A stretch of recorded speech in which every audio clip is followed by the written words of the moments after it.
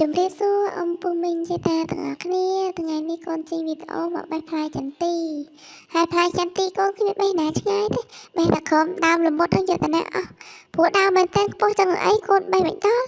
មានតែបេះក្រោមដើមល្មុតហ្នឹងហើយបេះហ្នឹងក៏សម្រាប់ខំកូនអញ្ចឹងកូនយកតែប៉ុណ្ណឹងបានទៅផ្ទះឲ្យម៉ាក់អេសជើងសើម៉ាក់មិនចេះរើសខ្លួនឯងអត់ទៅបានតែកន្លះកន្ត្រកបានដល់ពេលថតឡើងពេញកន្ត្រកបើម៉ាក់រើសឡើងពេញហ្នឹងបន្ទាប់ពីបានចន្ទីមកកូនត្រូវមួលក្បាលហើយនឹងគូតចេញពីគ្នាគូតវាហ្នឹងគឺសាច់ចន្ទីហ្នឹងកូនអត់ចេះញ៉ាំទេដាក់មកម៉ាក់ទៅលមាស់កជូរពេញមាត់កូនក៏សាកយកអាគ្រាប់ហ្នឹងយកមកដុតញ៉ាំព្រោះទិញតែមកយាយអ៊ីមមកកញ្ចប់500គេលីងហើយឆ្ងាញ់សឹងអីជឿនតម្រាំថ្មីថ្មីធម្មជាតិទៅទៀតនឹងឆ្ងាញ់មិនទៅអញ្ចឹងកូនក៏យកមកដុតមើលអំពុំមីងយាយតាទាំងអស់គ្នាកុំភ្លេចតាមដានដល់ចប់ថាកូនដុតទៅញ៉ាំទៅឆ្ងាញ់អត់ហើយកូនបេះគប់នឹងបេះអីទេគឺ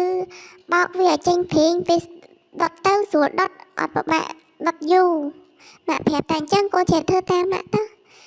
ដល់ពេលបានមកកញ្ឆេងនេះកូនលើកអត់រួចក៏កាន់ទី3ហើយឲ្យម៉ាក់យកមកដុតឲ្យបន្តិចព្រោះមានភ្លើងមានអីខ្លាចលាដៃដុតបានមកសន្ទុះម៉ាក់ក៏ឲ្យប្រែតែកូនអីហ៊ានទៅចិត្តទេព្រោះពេលឆេះទៅបឹងចេញប្រេងមកឆាបភ្លើងកូនភ័យអញ្ចឹងកូនក៏កែវពីចម្ងាយទៅកុំប្រកាន់កូនអីហើយមិនឲ្យកូនភ័យមិនអ៊ំពូមីងយាយតាទាំងអស់គ្នាបើលេហុយសែងជុកអញ្ចឹងនេះតែដុតបានមួយផ្លែទេណាសម្បើងតែឆេះបានបន្តិចឯងចុះតម្រុំដុតខ្លាំងនេះដុតខ្លាំងឆេះទៅចេះខ្ទុបបឹងកូនគ្មានហ៊ាននៅចិត្តទេបើផ្ទុះហើយខ្ទៀតម្លឹងចន្ទីអីក៏ខូខើម៉េចកូនឃើញអញ្ចឹងកូនលែងចង់ហេមហើយថ្ងៃក្រោយកូនឈប់ដុតហើយកូនតែងតែយាយអ៊ីមញ៉ាំវិញមកកញ្ចប់តែ500កូនញ៉ាំឆ្អែតបាត់ហើយដុតបានមកសន្ទុះហ្នឹងក៏ឆេះអស់ហ្នឹងបានចន្ទីឆ្អិនដល់ពេលដល់ចន្ទីឆ្អិនណាកូនក៏យកមួយមកដំហើយពេលដំហ្នឹងត្រូវពាក់ស្រោមដៃផងព្រោះខ្លាចជ័រចន្ទីកាត់ដៃយកមួយមកដំភុតែកុំដំខ្លាំងដូចកូនចឹង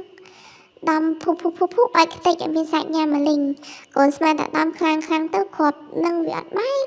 តាមប៉ិតបែកសោះ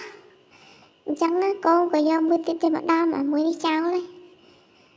ដំយូរហ្នឹងក៏ចុកជើង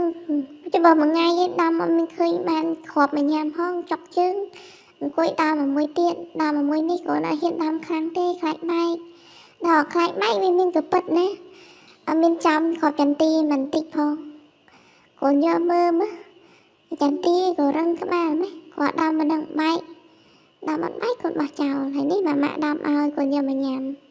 អត់ឆ្ងាញ់ទេម៉ាក់ដុតអត់តាន់ឆ្អិននៅទុនហើយកាត់អណ្ដាទៀត